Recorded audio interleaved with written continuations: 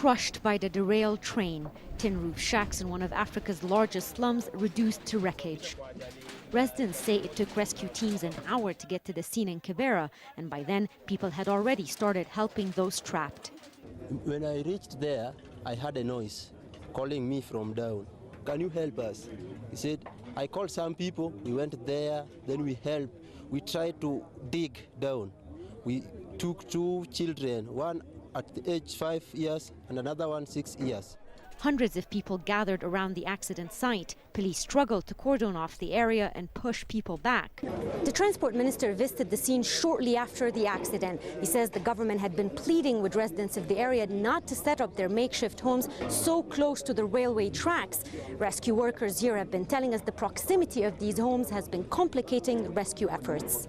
For hours, workers struggled to flip over the derailed wagons, but bringing in a crane proved challenging, with the railway tracks mangled as a result of the crash. Train company officials say the train was traveling at a low speed due to congestion in the area. They say that may have caused the wagons to give way under the heavy weight of the wheat cargo it was carrying. But residents say this is a colonial-era railway line that receives next to no maintenance. The trains are unstable when they come from town because of the alignment, their depressions and inclinations. They dangle precariously such that if you stand somewhere here, you'll actually think they are going to fall on you.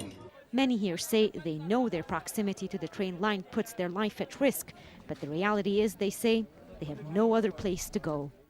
Rawi Rageh, Al Jazeera, Nairobi.